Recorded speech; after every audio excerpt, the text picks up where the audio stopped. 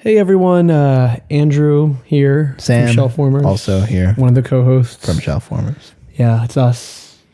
This is a regular episode. Don't worry, there's no trick. But I do have an announcement to make for viewers of the podcast. Just want to get this out there. Just get ahead of it before it gets broken by TMZ.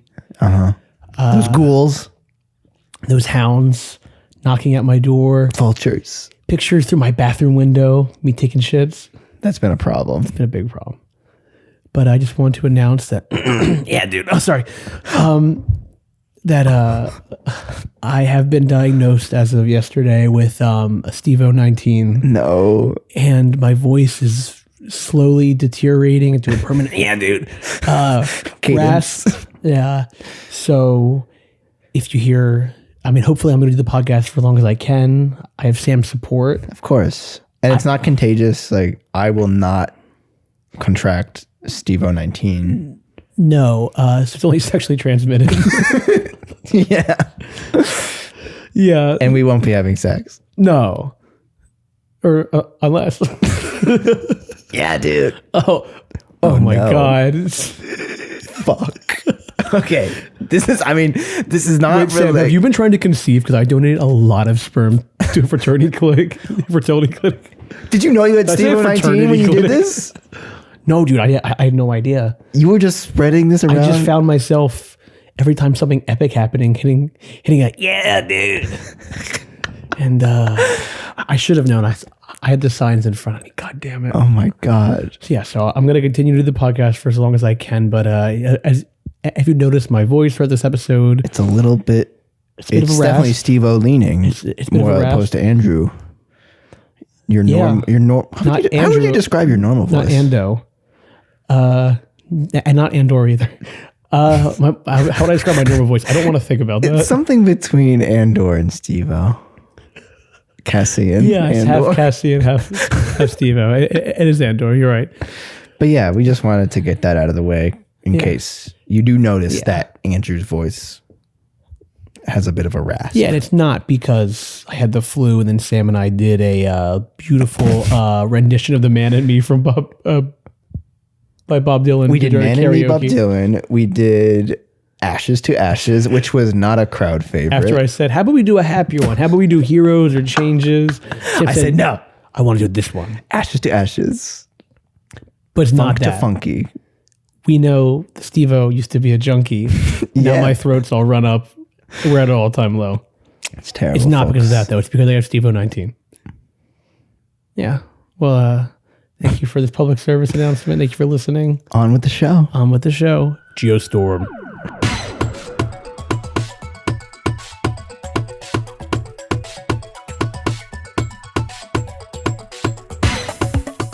Everyone was warned, but no one listened. A rise in temperature, ocean patterns changed, and ice caps melted. They call it extreme weather. They didn't know what extreme was.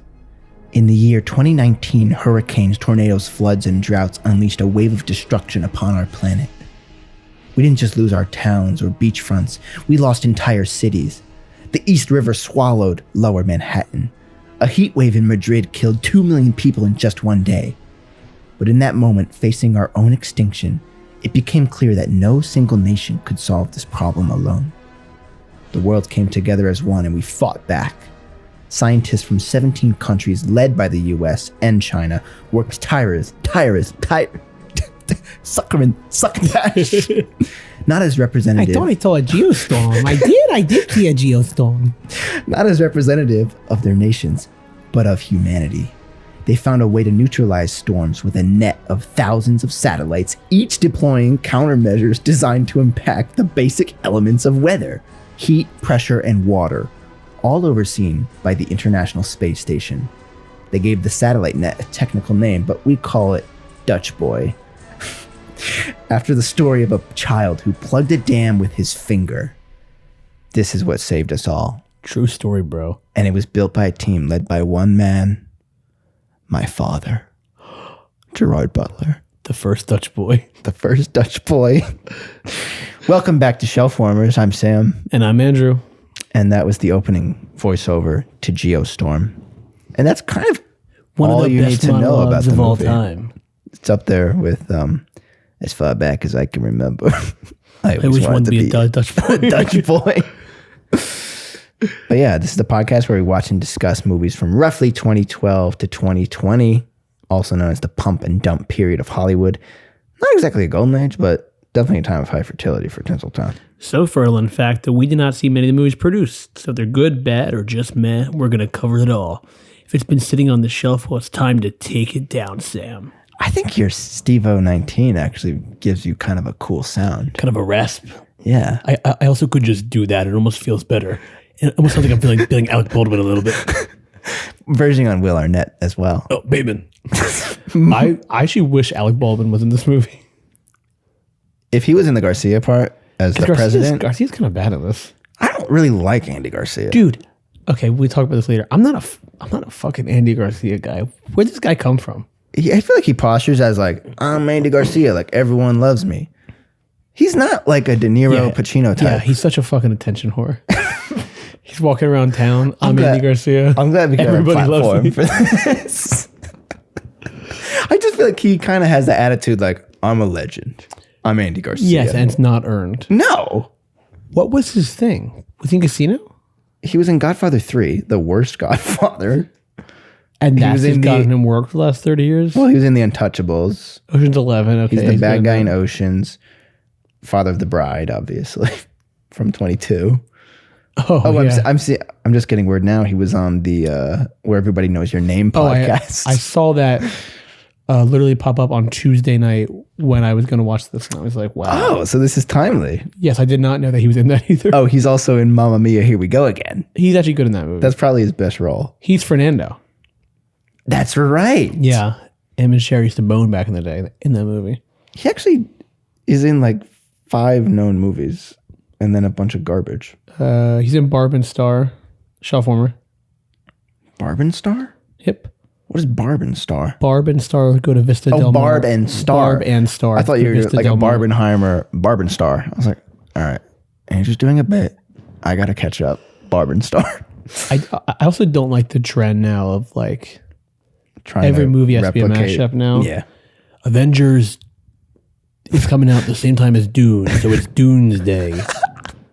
So I'll watch one good movie and one bad movie. It's why we can't have nice things. Yeah, I mean, also a fun part about Barbenheimer is that is that they're both good movies. They're both good movies, and for a brief weekend, it felt like what movies used to be, which I feel like we never even experienced.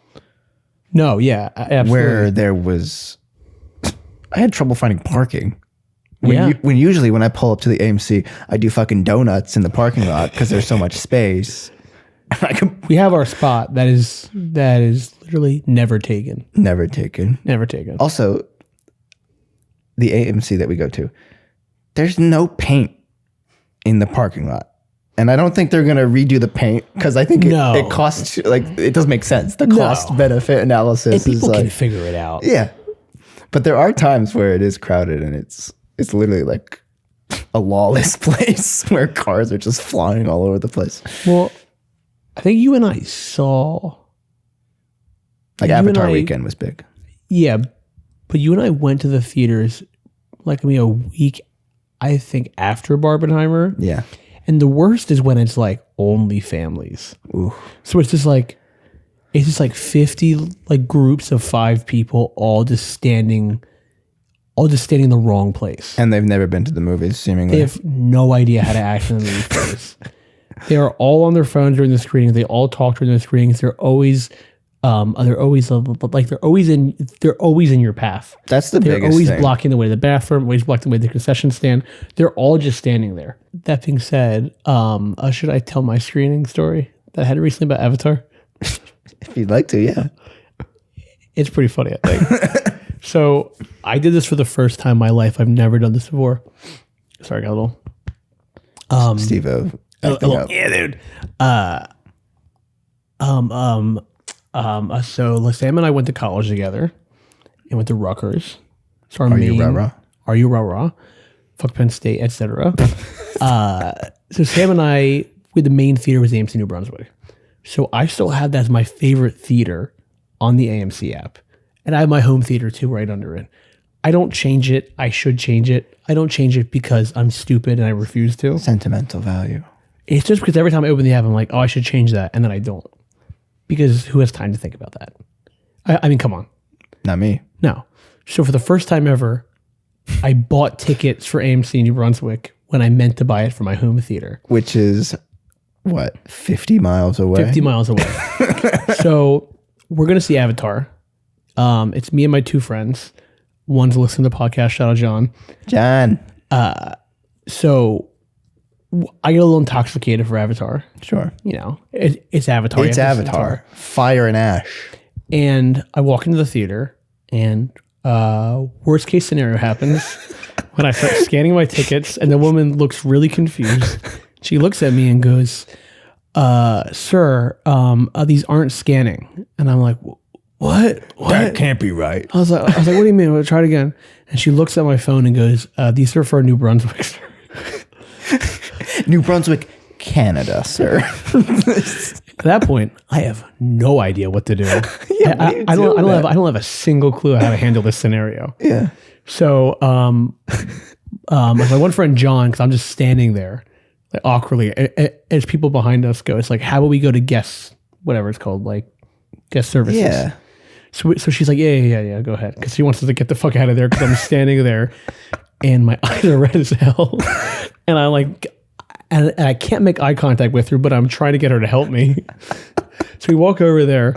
She's like, okay, like I'll page for somebody. So we're standing there, and in my head, I'm like, I can't have this conversation. Yeah. Maybe like one of my two friends will have it for me. Yeah, maybe they'll have my back. Yeah. So I'm We're all in standing this together. there. And manager walks up from the desk, like, how can I help you? And I look at both of them, and they both have their heads down at the floor. If it was a cartoon, you'd look behind you and they would just be gone. So I'm like, okay, I guess I have to do this. After I struggled in the first interaction, I guess I'm up to bat again. I guess they say 3 strikes you're on. All for Big Jim. All for Big Jim, which I was very excited for Avatar.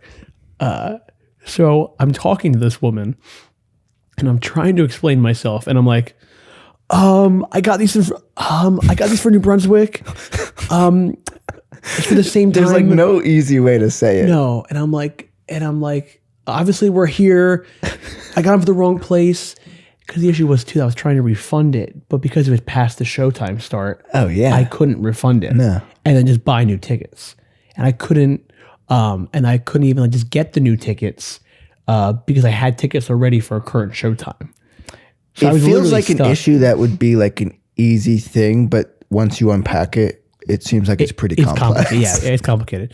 So I'm like, look at that lady, and I'm like, so I got these for New Brunswick, and we're here, obviously, and I want to see it here, and I saw that there's a time, so, but I can't. Was it the exact same showtime?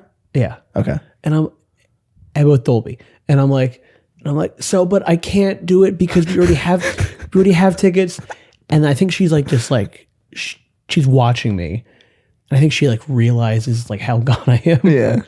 So then like her demeanor changes from like, what the hell is this guy like what's his problem to like, oh, like he needs help. Like, this is someone we have to help. Yeah. Now. Like he's a threat to himself. Yeah. Threat to himself. If he doesn't get in these theater seats, he's going to walk into traffic.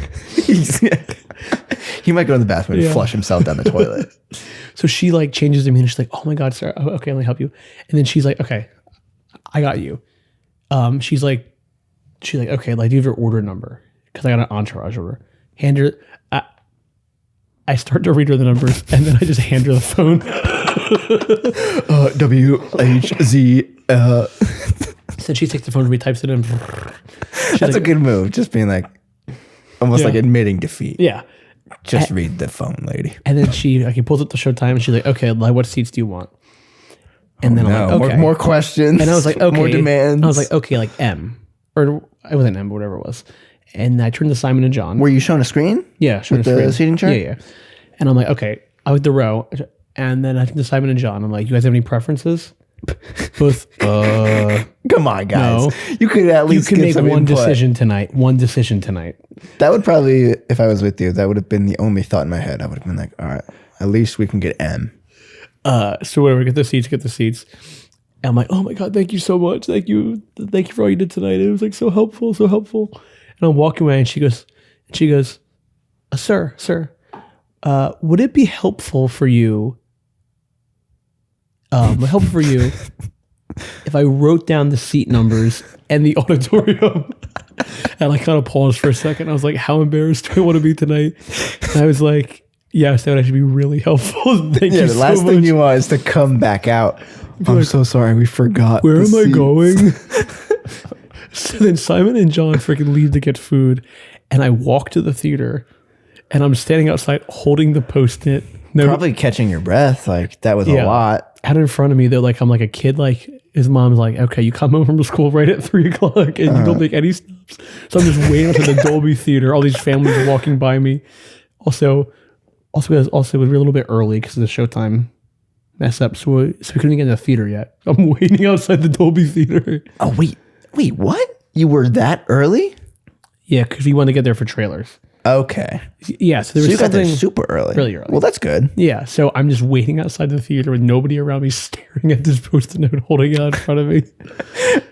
You could almost imagine like a Polar Express type sequence where, like my ticket, where the Post-it gets flown out of your hand. And I did say that she would like saw my ticket like and snap the believe into it. Get help. Yeah, that's my theater story.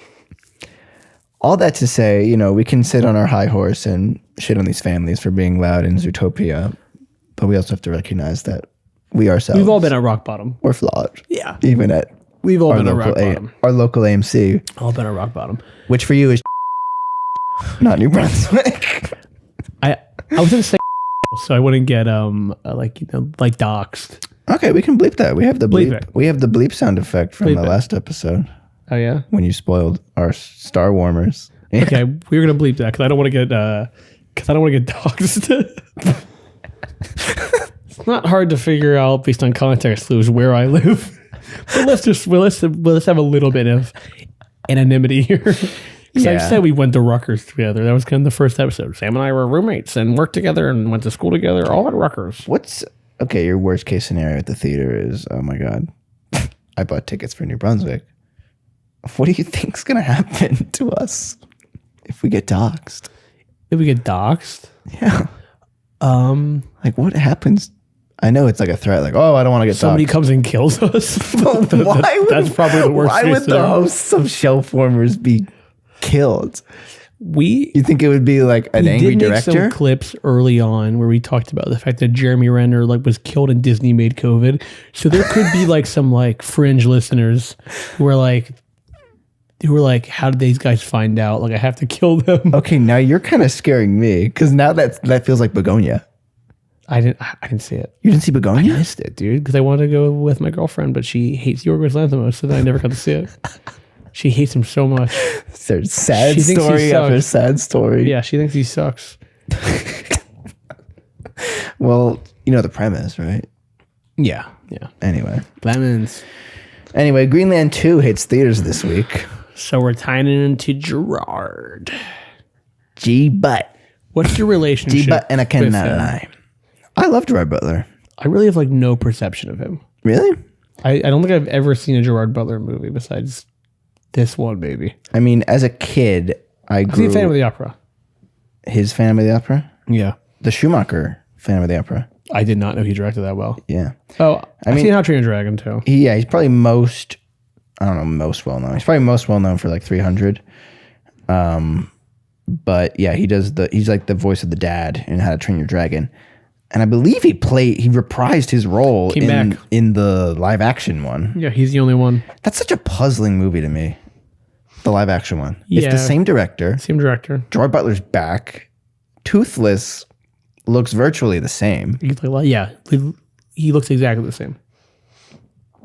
And the animated movies are beloved. Like, why redo it? When I was in Ireland over the summer, I was talking to a lot of people who had family who worked on it, and they were very excited for it. Oh, they shot over there? Yeah, they shot in Ireland, and they were all like, "Oh my God, we're so excited for it." He is a Scot, Gerard Butler. Real okay. I don't know anything about this fucking guy. I could not have told you he was a Scot. I would have guessed Australian.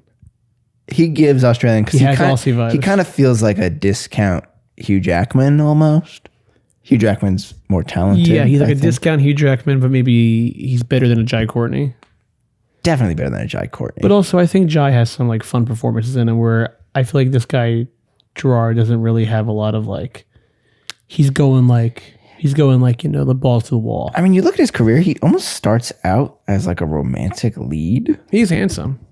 He's handsome. Like he's in P.S. I Love You. He's in The Bounty Hunter, which is like kind of a crime romance, I think, with Jay Aniston. Jen Aniston, almost a movie star. You motherfucker. She's definitely a TV star. Well, that's interesting because Jennifer She, like, Aniston has some, is like, low-key hits. extremely famous because of television. Yeah, So she's a star. yeah, but she also like has but like not some a sneaky movie hits. star. Just Marley go with and me, it. Just go with it. Horrible Bosses. Horrible We're the Bosses. Millers. Oh, Almost. we're out of sync. Maybe there's like a few more. There must I be. feel like she's like a Vince Vaughn one or a Sandler one. But yeah, Gerard Butler, I mean, my biggest relationship with him, honestly, was Olympus Has Fallen.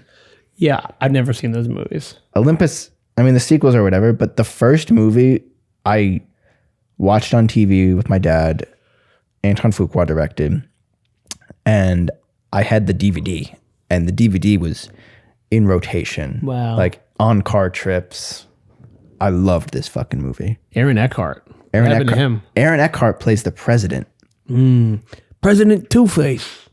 And Heads or tails? Heads, I take a shit in the Oval Office. Tails, universal health care. Oh, please, Two-Face, shut up, Dent. is that how Two-Face acts? I'm not too familiar with Two-Face. Is it like a Jekyll, Mr. Hyde type thing? Like 60s Two-Face, I think. He's like yelling at himself? Yeah. Like, Dent. Oh. Dent. Shut up, Harvey. I hope they do Harvey, that. we're shitting on the desk today. No, the people need the health care. So there'll be no more Luigis. Oh, I want to be a Luigi. I want to shoot Batman in the face. That might be I want to interesting. shoot Bruce Wayne in the face. If Harvey Dent is like a liberal and Two-Face is a conservative. Wow. Now we're cooking. Harvey with Dent's steam. libtard cuck. Yeah. And Two-Face is MAGA. MAGA. See? You're welcome, Hollywood. Do that with Sebastian Stan. MAFCA. Make America flip coins again. Perfect. But yeah, I mean, he's great in Olympus Has Fallen. He plays like a secret agent, a secret service agent, and he fails to protect the first lady. The first lady dies in the first scene. Whoa. Yeah. And the whole movie is him like, A reverse JFK. yeah. And it's cool. North Korea attacks America in a course it's North Korea's in a 2012. Red Dawn type Oh, scenario, and Red Dawn remake. which we will be doing eventually. It's 2011, I think. Can we do I know they sat on that for like 2 years. Really? Can we do a special 2011 month? Yeah, we can. So that movie filmed like 2010, Really? but maybe even 09. But then they sat on it because Chris Hemsworth he got cast as Thor. And they wanted to wait. He had to wait until he came out and he was like a movie star, so then they could release it. That makes sense. He's in like Drake and Josh in that one. Yeah, they play the characters from the Nick show. That would be kind of cool. Megan. I would honestly love that if it's like, yeah, we're doing a Red Dawn remake and Drake and Josh are going to be characters in the film. But it's a little confusing because it's both Josh Peck as well as Josh Hutcherson. You know what this movie opened up against? It was 2017. Yeah, October 20th, 2017.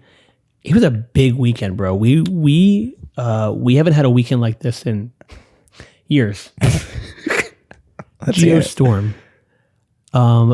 Killing of a Sacred Deer. Yorgos. Only the Brave. Ooh, The Snowman. that's a shelf warmer. Mr. Policeman, I gave you all the clues. I haven't seen The Snowman. I haven't either, but I know Val Kilmer is in it, so I was always kind of like, That's a shelf warmer. Wait, Yeah. is this our perfect weekend? This might be.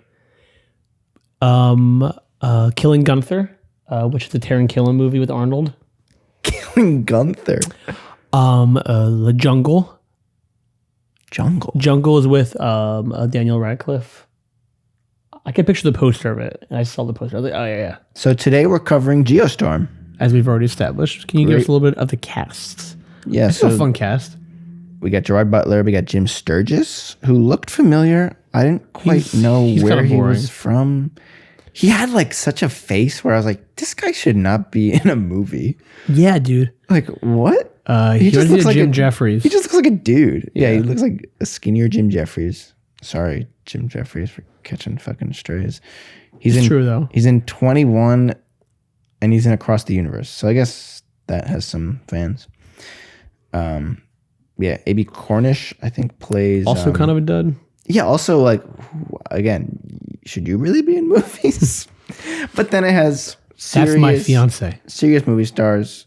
Andy Garcia, who I would have said maybe was a movie star, but after looking at his resume, he's in like 6 movies that are known. He does a lot of direct-to-DVD stuff, I think. Okay. But also he's known enough that he can pop up in the big things sometimes. And we've got Amy Madigan's husband, Ed Harris. They kind of look like each other. They do. Which I love. Yeah. He's the best part of this. He's awesome in this. America's now just a bank, or whatever he says. Well, I wrote it down. He's got America is a country disguised as a bank. And his hair's like dyed. It's like strange. But I mean, Ed Harris shows up and he's a good guy in the beginning of the movie. Yeah. Go figure, Ed Harris is the bad guy by the end, which obviously. He's kind of strange too. He doesn't like he's in stuff like this, but then also like he's in Love Lies Bleeding, a really good part recently. I mean, like he's kind of like his that was good. Like his like he's a strange kind of last 10 years. But then he's in like the opening scene of Top Gun, but only the opening scene. Which in the original? No. Oh, the new one. Yeah. I don't remember that. He's the guy who's in charge of crews. Is that movie like worth watching outside of when it came out? Top Gun Maverick? I have no idea. That was a huge deal. I was moved in the theaters. Kilmer, as we said. But yeah, the movie follows a satellite designer who tries to save the world from a storm of epic proportions. Maybe take that again. I don't know what that sound was. I don't know. That was them telling me to shut up, or like I haven't got a text or anything. Does your dad have a broomstick that he's slamming on the ground? I couldn't tell that was him or Benjamin, but maybe Benjamin fell down in a steady rhythm. Yeah, my little brother's a basketball. Yeah, your brother's a basketball. He fell out of bed and just boom, boom, boom, boom, boom. I want you to leave that in. I told you earlier that there's one thing about this movie that explains a lot of the movie. Filming began in October of 2014 in New Orleans. And after poor test screenings... 2014? Yeah. After poor test screenings, reshoots took place in December of 16 under executive producer Bruckheimer and a whole new director. Oh. So this movie is... This was taken from Dean Devlin. This is a Frankenstein movie. Yeah, Dean Devlin, who... Wrote Independence Day. He was... him and Roland Emmerich were basically creative partners. And they worked together on Stargate. Okay. Which was the first film to have a website, which I thought was kind of an interesting fun fact. Cloverfield took that idea and ran with it.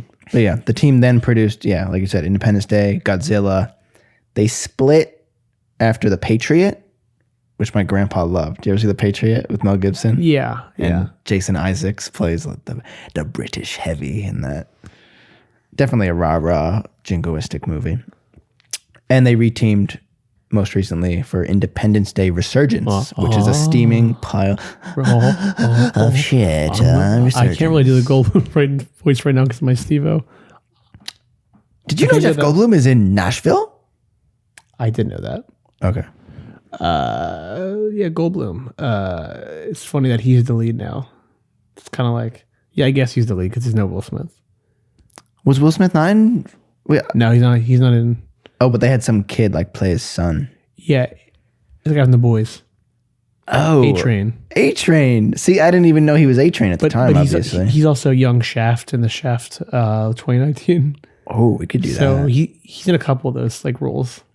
Okay, I remember when Independence Day Resurgence came out. I participated in a Independence Day double feature where they put Independence Day back in theaters. You're such a fucking loser. What the fuck are you talking about? It's a huge movie. I just like can't. I could not imagine like giving a shit about Independence Day when you're 15. I'm seeing both movies today. Did you not watch Independence Day as a kid? Yeah, I did, but I didn't care enough to be like. Huge movie on cable for me. Loved it. And then I'm fucking 14 years old. But that's because you hate the president. You're older. I hate the president. Yeah. You love seeing a little miniature of his house blow. I said they better do that again. And it was one after the other in the theater. See, like I did that for Back to the Future. I was gonna be like, I need to see Independence Day and Independence Day Resurgence. I'm such a Judd Hirsch fan. I love Judd Hirsch, especially in Independence Day. That's actually my one gripe with Geostorm. And I was gonna point to Independence Day, which has truly great like family character moments built around these big disaster set pieces where it actually has some more meat going. Yeah, he has I had fun with Geostorm. I don't think you had as much fun as me. No. But it does not have that emotional backing at all. He has the daughter, but that feels like a reshoot. And the daughter just like she shows up and then vanishes. I feel like this was in another movie we watched for the pod where the daughter just like psychoanalyzes the father in like the first scene and she's like, you were never here, like. Oh, is that in The Judge or no? Maybe it is The Judge. Yeah. Our first film. Also the pilot. Yeah, I watched this movie last night after a 12-hour shift. I'm working on a new show that is like 40 minutes to an hour away from me. So I'm pretty much doing like 14-hour days. And I got home last night at like 9:30 and I ate dinner really quick. And I was like, fuck, I gotta watch Geostorm. Storm is brewing. I was like so mad last night. I was like, I want to go to bed. So I just laid in bed and watched this movie. I did fall asleep a couple times. And then I would cycle back up and I'd wake up and I kind of skip back a little bit. And I'd be like, what did I miss? And I did watch it again. And I just fell asleep in the last 30 minutes and watched it today. I work my lunch break. So maybe not the best way to watch it. Sure. I mean, I saw everything. I was just mad. I watched it first thing in the morning with my cup of coffee. So I was like in a good mood. You were sharp. My tummy was happy. I was foggy. My grandma was locked in. Really? She was like, I love a disaster film. I was like, okay, Bobby. I feel like all the stuff I fell asleep for and then had to watch back again was him and the girl. The German girl? Yeah, who we fall in love with. So I kind of like missed their whole thing. I was fully cognizant watching it and I also kind of missed their whole thing. Because it's kind of like nothing, which also is a reshoot, it feels like, because she's only on the space station. So I feel like they also like... It's honestly hard to tell. Some of it's just like random and it definitely feels like a movie that shot its whole thing and then 2 years later they're like, let's fix this. Here's what I think. I think the guy who gets ejected in the first 15 minutes of the space station. Oh, yeah. I think he was the villain originally. He seemed like the villain. Because the way that he scans it for information. He looks really menacing. Yeah, and he's kind of doing it like a sneaky way. But he's just like trying to run like diagnostics, they say. And then he gets murdered. Yeah. And I feel like he was the villain. So yeah. So the plot is it's weather control. It's like a space station. It's called the Dutch Boy, and somebody has hacked it to start to cause these weather events all over the world and kill people. Well, Gerard Butler, this is the one thing I also don't buy about the movie. Gerard Butler is the guy who designed and invented the Dutch Boy, which I just don't buy. Stupid? He doesn't strike me as the smartest guy, but I was going to point to Damon in The Martian. I feel like you buy for some reason, where it's like, yeah, Mark Watney, like, yeah, He's on Mars figuring out how to make potatoes. Like, I get that. But Yeah, I Gerard feel Butler, like it's you're like a like, size what? thing. He's the guy? Yeah, like I feel like it's a size thing. Like I feel like Damon's kind of like thinner, 5'10", where Gerard Butler's like 6 foot plus. Like, you know, he's a big guy. He said he got down to 165 for the Odyssey. Oh, Damon, yeah. And he's like ripped. No gluten, he said. And steroids. And steroids. He's like 55. He was juicing at least a little bit. in order to be like that shredded and lose like 30 pounds like that. I could see Nolan doing some deep research into ancient Rome or whatever and being like, this is what the Romans did. And that regiment, well, for whatever reason. All the costumes like are inaccurate or whatever, but like who gives a fuck? They do look... what the helmets aren't exactly the shade of gold. Well, yeah, they're it looks like, cool, man. They're it like looks cool. spines, right? Yeah, it looks they're cool. Like vertebrae. It looks cool. Who gives a shit? It's Christopher Nolan. But yeah, Dutch Boy is like the weather saving device because the movie comes out in 2017 and like in the opening voiceover in 2019, this crazy shit happens, like really terrible natural disasters. And the world bands together and makes this thing. And there is peace and harmony for a while, but it's almost like anything else. Who would have thought it wouldn't last? Yeah, like everyone kind of takes it for granted. Like it seems like in the movie, even if there's like a little thunderstorm, they just zap it quickly and they send down these satellites and they kind of like, it's like, no more rain. Yeah, it just goes away. But then the first kind of sign of trouble, or I guess Gerard Butler gets fired first. Yeah, he gets fired for like being an asshole. Being a jerk. And then we kind of cut ahead 3 years. Because they try to do that thing where he's like, he's at a Senate hearing, he's talking shit to a senator, and you're like, okay, the senator's a prick, but also Gerard Butler's like still like an asshole. Yeah, where it doesn't actually make him look good; it makes him look like immature and like a child and like a hothead. You're kind of like, yeah, you should, like, you probably should be fired. Get fired. So he gets fired. He's just chilling in Florida, and then. Like, I thought this was actually, there's a lot, I think there is a decent chunk of this movie that's actually pretty cool, where there's a team in Afghanistan. Yeah. And they're in the desert. They've got a frozen village. And the whole village, and it's a practical set, like, it wasn't CG. No, yeah. The whole village is covered in icicles and is completely frozen. And the people in the village are just standing there frozen. And the one soldier, like, taps the guy's hand and it just snaps off. Yeah. And obviously, something is amiss here. Something is brewing. The Geostorm is coming. There's not supposed to be ice in the desert. That makes no fucking sense. Ice belongs in the fridge. Belongs in the freezer. So the next thing that happened, and then, I mean, just the long and short of it is a conspiracy is obviously afoot. Somebody is hacking the Dutch Boy to create these abnormal natural disasters around the globe. For what purpose? Who would have thought? It's the United States. And yeah, it's revealed to be Ed Harris, who's at the highest levels of government. Wait, what? He's Secretary of State? Something like that. Something like that. He's one of those guys. Some suit. Hey, coffee. Or, hey, tits, give me a coffee. Ed Harris is my secretary. That's me. That's me sexually harassing Ed Harris in a Mad Men way. I got a marketing meeting at noon. I'm drinking 6 ounces of whiskey right now. We're big on Mad Men right now. Yeah. But this does... Ham is deleting this. Who? Ham. He is? No, I'm saying he should.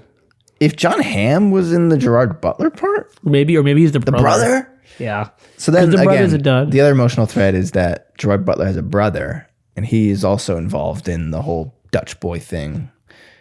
And he basically gets his brother fired. Yeah, Or allows it to happen. Yeah. He fires his brother, actually, I think, literally. So they have a falling out for 3 years. And he's engaged to somebody in the Secret Service, to President Andy Garcia. Yeah, Andy Garcia is the president. And Ed Harris is basically telling the brother, you have to go get Gerard Butler back. Like, we need him. Which is confusing because why would he want the one guy back that can stop what he's doing? Real smart play on dipshit. That is actually the biggest plot hole of the whole movie. Is it Ed Harris or is it There's the president.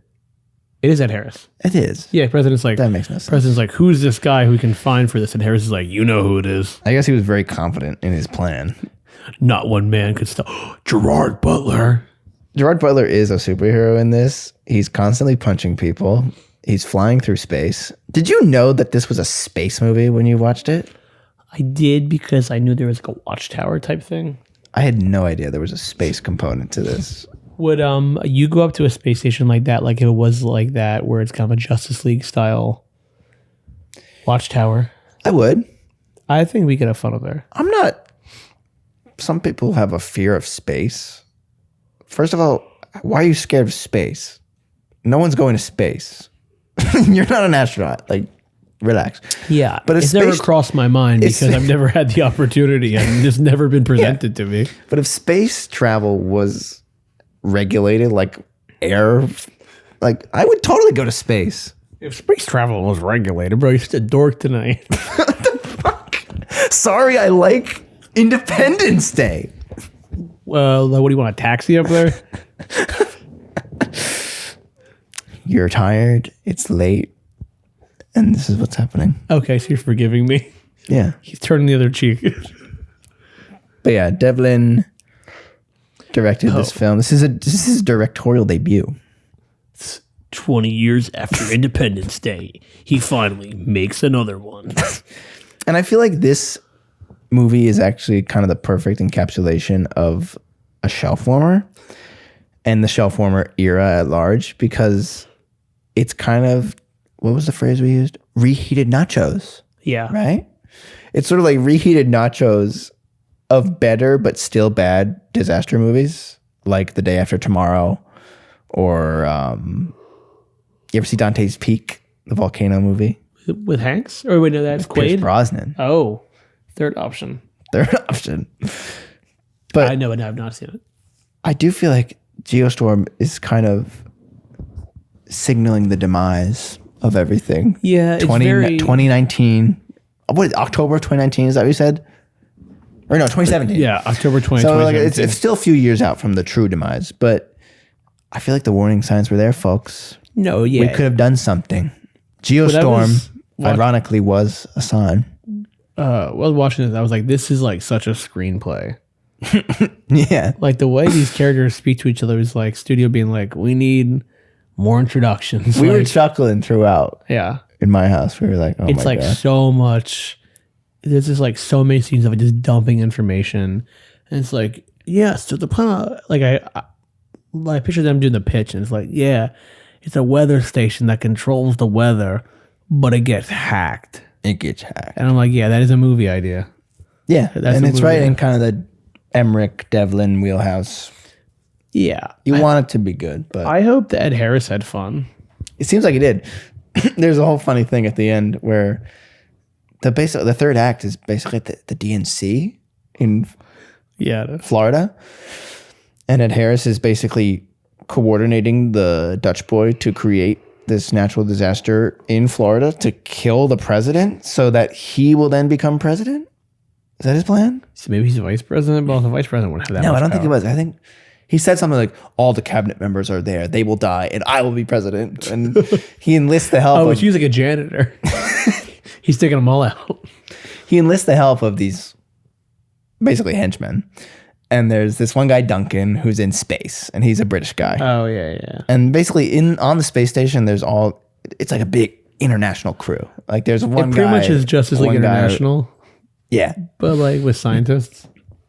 And Duncan ends up being like a double agent, whatever. And that's like the big fight scene in space where Gerard Butler like beats the shit out of him. Which I love seeing Gerard Butler punch a guy in the face. Yeah. He does it like 3 times in this movie. He doesn't look like old in this, and they kind of like address the fact that he's like an old man already. Yeah. He's already like 50 in this. And then there's that other guy who doesn't really speak, and he's on Earth, and he's like assassinating people, and his death is pretty hilarious. Where he's like in the car, and the car gets struck by lightning or something fucking crazy. Yeah, like all the crazy CG stuff I was actually really into. Like there's a scene early on where one of the scientists for the Dutch boy is in Hong Kong. Oh yeah. and he's getting Cheng? eggs. Yeah, Chen. And he drops the eggs on the road and they start to sizzle and crack and fry. That is fun. And it's like, oh shit, like Driving his Prius. the heat is coming. And he's driving around this little car and it's like pipes are bursting with heat and the flames are erupting and he's like, and everyone's fucking screaming and bridges are collapsing and buildings are falling like dominoes. Like in those moments, I'm like, this is extremely watchable. Yeah. Like seeing buildings fall like dominoes and there's a guy screaming in a car trying to drive away. I'm in. Like all the fun It was just more Geostorm disaster stuff. If it was just like a montage of disasters footage. Yeah. Well, it was funny because when I had this whole debacle with, Pluto TV and Tubi, and I'm done with those fucking bullshit I just sites. rented it. Because I cannot stand. It's not like I'm anti-commercial. Like if you watch a movie on AMC, whatever, the commercials are changing. I found with Tubi, Pluto, Hulu, it's the Hulu same fucking 3 ads over and over again. 12 times across, and it genuinely adds 25 minutes to a movie. Yeah. And that I cannot stand. No. Yeah. And I don't will have not time for stand. that. I don't have time for it. So, point being, I rented the movie, and on YouTube, it said it was 70 minutes. No, But then I clicked it, 49. and it was like an hour 50, and I was like, a 70-minute cut of Geostorm might be perfect. Yeah. Without all the bullshit. That's a Geostorm like epic moments. Yeah. Epic moments compilation. Also, I wrote this note down. I'm trying to decipher it. I was probably half asleep. A Cheng Lung late stage a Zazie. So I'm referring to Zazie Beetz. Zazie Beetz is actually pretty good in this. But it's also not late stage Zazie. It's early Zazie. But I just wrote Cheng's name down. I also wrote his name down in my notes. Because it felt like a white guy. Because I kind of liked his character. Where he's maybe my favorite character in this. He basically cracks the conspiracy and he tells Gerard, or he tells the brother about it. And they kill him for it. And they like break into the office. And that's, I think, the first time you see that crazy assassin guy. Yeah. But then there's, again, sabotage at the highest level of government. There's like this convoluted scene where Gerard Butler is talking to his brother from space, and it's like on this big screen. Yeah. And Gerard Butler's like talking about, remember when Dad took us fishing? Oh yeah. And it makes no sense, but it makes His sense dad's as if he like- was like talking to his brother, and then he gets That off. was a cop, or that was a lawyer? Or was it again? I want to say they said secret agent, Yes. No, you're right. and I was like, secret like- agent? What Yeah. the fuck? He was like, Dad's a secret, or it's like, your dad was a secret agent. I was doing a bit at first. Yeah. So then his brother's like, our dad never took us fishing. So then he goes and meets with Zazie Beetz, and Zazie Beetz, he vomits some sentence that explains the code, and then Zazie Beetz like chops it up, and then they play it back, and he's like, sabotage, highest level of government. And they're like, oh my God. Like it really feels sometimes like it's being a parody of a disaster movie and like government Like a Zucker conspiracy. Brothers. It also reminded me of that iCarly episode where it's like, every fourth word. Yeah. Every fourth word. I got kidnapped or whatever. Yeah. Imagine if Gibby came in and saved the day on this one. Yeah, babe. I would love if. What's his He tries to save it, just gets like hit by like a giant tsunami. Gets hit by a frozen bird. The next kind of big disaster set piece is there's like a tsunami hitting Brazil, Yeah. but then the tsunami freezes and this big chill enters Rio. And I think there's like 3 separate scenes of people running on a beach. Yeah. Running away from the beach. To me, think of What? Ghostbusters Frozen Empire. I knew it felt familiar. We saw that. Or no, we didn't see that. I saw it. We saw. Wow, you saw fucking Ghostbusters Frozen Empire as a 20-something? Wow, dude. I like Dan Aykroyd. I like Dan Aykroyd enough to want to see it. Wait, so that's the. There's a heat wave in New York. But wait, now it's 30 below. That's the 4th Ghostbusters film? I guess 5th if you count Answer the Call. Was that named after the fact? Yeah. Okay. It's a real a live, die, repeat situation. I was gonna say, I want to do that on the podcast. we can make the case for that. Even Definitely. though I watched it fucking 15 times as a kid. Wait, what? Edge of Tomorrow? I meant Ghostbusters.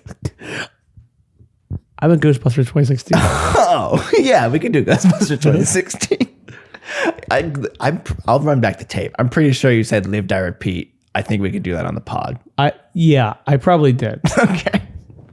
But I was talking about it in the sense of whatever. Doesn't matter. Whatever, Who folks. gives a shit? So, what's cool about the Brazil sequence is these frozen birds start falling towards the city and they just shatter. That is cool. And then it escalates even further. Again, like it's absurd. Into a frozen plane heading towards the city and it smashes in between two skyscrapers. And what I like about the whole movie is like in this sequence, you're following this one girl in a bikini. And then later there's another sequence in the desert, or it's in India. And it's just this little kid and his dog. Yeah. Oh, and yes. It's like the nondescript foreign kid trying to save his dog. Yeah. And like that's what we kind of care about in this big action set piece. So I kind of liked, especially in the last act, it just does all the crazy movie shit. Yeah. Like there's literally, seemingly out of nowhere, Geostorm, 90-minute countdown. And on the screen it says Geostorm, and then it's counting down from 90 minutes. There's sirens blaring. There's Ed Harris being a bad guy. It's just, it does all the fun movie stuff that I like. I think it could have been meaner. Meaner. Well, I like when these movies are like mean. Like I like I mean, this killed. Like in Jurassic World, like like when their random assistant just gets like fucked up by fucked up by all the pterodactyls. Yeah. Like it's like so random, and she's like done nothing wrong really in the movie. And they're like, I don't want to really focus on this person getting tortured. But like that's fun to me. Like I think they should be more meaner. Kills. Yeah, I do like disaster movies. I do too. After watching this, I was kind of like, I don't have enough disaster movies in my diet. Yeah. And I was telling our producer Bash, he was driving us down here, and I was saying how this movie Geostorm is kind of like a palate cleanser movie, which I think is a good movie to have, because I feel like we're always trying to watch movies that are truly great and that we can be like take from, like, oh god, like I just watched Nashville, instant 5-star masterpiece, and I was happy to actually watch Geostorm. Watching that's kind of shit To kind of recalibrate, and just kind of smile. We're and happy be to like, eat out of the toilet bowl. Yeah, just be like, damn, this is reminding me of when I saw Independence Day Resurgence. Like it was bringing Double feature. all these happy feelings were coming back. Yeah, I did watch because I was sick, so I watched What's Up Doc, Lost in America, Dude, you were ripping bangers. Velvet Goldmine, La Carlito's Way, Oh my god, Roofman. Oh like 5 like really good movies. shit! And then I did this. Which I think also is why I was mad in a way. So you got to embrace the cleanse. It's like it is like a cleanse. You just gotta be like, this is bad, but The next movie I watch, I'll be like, wow. yeah. Well, I mean, This is an good CGI. extremely political film. It is political. But it's not really saying anything, though. What's his face? What's his name? Is his name Jake? Is that Gerard Butler's name in this? His name's Jake Sully, yeah. He said his big line is like, because he invented the Dutch boy, the weather saver, but also destroyer. He's like, this was my life's work, Max. You know, they said it was impossible, but we pulled it off, and it worked perfectly, without fail, day after day, year after year. So what do people do with it? Turn it into a gun. Fame is a gun. Addison Rae. Hey, Sam, you got a slate for me? Sally Slade, where can I find other movies like that? I do have a slate. I actually have something different for this slate. Wow. These are movies. There's one movie on here that I've seen, but the other two movies are movies I want to see, if that makes sense. Yeah, so it's an aspirational slate. Yeah, like movies I think I would like and would want to pair with this. Actually, Aaron Eckhart is in this first film, The Core, from 2003, where Aaron Eckhart plays a geophysicist who discovers that an unknown force has caused the Earth's inner core to stop rotating. That is cool. And it has that premise. And it has a better cast, which was also why I wanted to check it out. Hilary Swank, Tucci, Bruce Greenwood, Delroy Lindo, Richard Jenkins. Need I go on? So it just had like more of our guys in it. I'm seeing now that it's 2 hours and 15 minutes, which is a deterrent. I will not lie. Like an hour 45 is a good length. This movie also. But second film I got here is The Ice Storm from 1997, which is a film I just watched recently, which I absolutely loved. I saw that in Criterion, right? Yeah. It's part of the 70s or the 90s do the 70s, yeah, which I love. Yeah. But yeah, Ang Lee movie. And I'm arguing that this is a better use of weather on film because this ice storm comes into this Connecticut town in the 70s over Thanksgiving. And it's just... Not turkey time. Yeah, man. Wow. Sigourney, Joan Allen, Tobey Maguire, Katie Holmes, and Kevin Kline. I need to check this out. You love Kevin Kline. I do. You should check it out. I don't love Kevin Kline. I like Kevin Kline. I feel like you watched Fish Called Wanda and you were like, Kevin Kline. He's great in it, but that's like maybe the only... No. And you were gushing about Big Chill. Oh, yeah, you're right. You're being very antagonistic today on the pod. No, I do like Kevin Kline, but honestly, I could only think of the one performance, but also I really like him. I Love You to Death, too. So I like 3 Kevin Kline performances. I feel like you owe me an apology. All right, I'm sorry. I like Kevin Kline. I like Kevin Kline. But yeah, Criterion describes The Ice Storm as a tragic cinematic portrait of lost souls. And which you could say the same for Geostorm. And Hulk saw the ice storm and said, that man has to direct Hulk biopic. Hulk was watching it at home and was Hulk need the direct. Hulk called his agent and said, who made this one? Hulk need that man to craft he's the only one who can tell Hulk's story. He's the only one that can do comic panel transitions. Hulk need this guy to do it. Hulk's gonna kill himself. Hulk will walk. Is that Hulk or Cookie Monster? Who would Cookie Monster get to do his biopic? Danny Boyle. Because Danny Boyle has seen in 28 Years Later where Aaron Taylor Johnson eat cookie. Dude, I think this pod fixed you. You're doing voices here at the end. I'm back. I'm cured from Stevo. But wait. I just tested positive for Johnny Knoxville. Oh, no. Johnny Knoxville O. Oh, yeah. I went to like 19. Johnny Knoxville O 19. And then the last film I got on my slate here is a movie I really want to check out. So it's called The Noah's Ark Principle from 1984. And it's Roland Emmerich's directorial debut. Oh, wow. And it's about a catastrophic consequences of weather controlled by space-based stations. This just feels like a fucking ripoff. Yeah, so he ripped off his friend. And it's from 1984, which would probably be just more interesting to look at. Yeah. I feel like Geostorm is probably, I don't know. It's still pretty recent. But if you watch Geostorm in 20 years, it'll probably have some like 2017 charm about it. Yeah, iPhones. I feel like it already is kind of like fun to watch. Yeah, absolutely. It's very digital, but like in a fun way. Yeah. Yeah. Geostorm. That's a good slate. I mean, that's just the start, but do you think that because of all the extreme weather, they had a lot more like X Games? No, I think the whole world was more extreme. I think I think weather was just beautifully overcast like the entire time. I think X Games was actually probably discontinued. Wow. That's a world that I don't want to along live with in. MTV, which I learned today.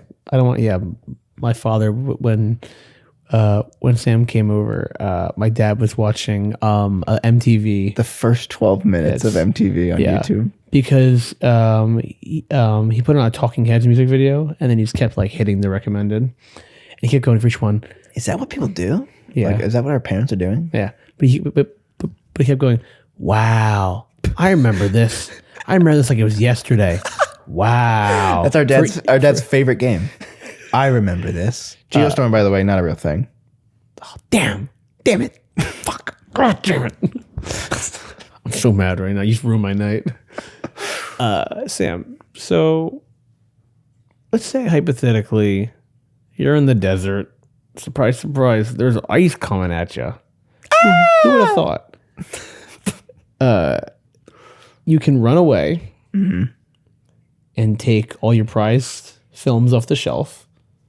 Maybe like Pulp Fiction, Forrest Gump, Shawshank Redemption. Okay, so The Dark Knight. So I was gonna say my films are organized by year, but then Dark Knight. But you can't. But there's one more slot. Okay. But you can decide between Goodfellas or Geostorm. Geostorm. Are you leaving Geostorm on the shelf, or are you sitting down, taking it off, putting it in your Blu-ray player, and dying while the ice consumes you and you watch Geostorm 2017? And that's how it has to be. That's how it has to be. The only option. Only option. I'm leaving this movie behind. I'm not upset that we watched it, but like I said, it's kind of making me disaster film curious.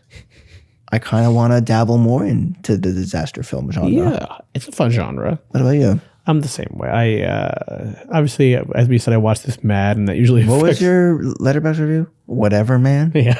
Or whatever, comma, man, which is grammatically correct. Yeah. I pride myself in that. No, yeah, I understand my bias. I watched it Mad. I thought you were going to say that you're happy you watched it because it seemed like you actually kind of had a lot of fun with it. I had fun with it, but like I said, it just makes me want to find better fun. Sure. Yeah. I mean, I did not enjoy it. It was. But going forward, I would suggest you watch a movie in one sitting. I tried to. I fucking fell asleep, man. I fell asleep at midnight, and I had to be up at 6. So my body shut itself down after being up for 14 hours. Like Dutch boy. Like Dutch boy. I got hacked. You were a little Dutch boy. Yeah. Little Dutch oven boy. Honestly, yeah, that's what I was doing last night. But yeah, I don't know. I didn't see it when it came out for a reason, and I was watching it last night. I was like, yeah, this makes sense why I did not see this. I weirdly remembered the trailer when I watched the trailer. Yeah. He comes into the courtroom. Do you know you're 30? Let the record show you're 30 minutes late. And he's like, sorry. Richard Schiff. Yeah. The West Wing. He's like, sorry, I was in space. Shot of the fucking space shuttle. Yeah, no, but it's a piece of shit, and I am. You know what? It's a shelf stinker officially for me. Thank you for listening. Follow us on social media. Tell a friend about the show. Rate us, review us, comment, do everything you can. Send us money, which you don't have a way for you to send us money. I like to say that still each week. Yeah, Andrew's so paranoid about us getting doxxed. He actually won't accept anything from the fans. Yeah, if you send us an envelope full of cash, I will give you my home address. But yeah, I'll leave you folks with this just to keep on your mind. These are the last lines of Geostorm, delivered by Gerard Butler's daughter in voiceover. You can't undo the past. All you can do is face what's ahead.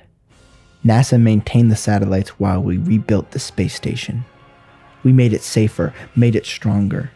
It belongs to all of us now. One planet, one people. As long as we remember that we share one future, we will survive. Thank you, Reshoot daughter. Good night, and good luck. Thank you for listening to Shelf Warmers. If you have suggestions for films to take off the shelf, make sure to follow us at shelfwarmers.podcast or email us at shelfwarmerspod@gmail.com. New episodes out every Friday.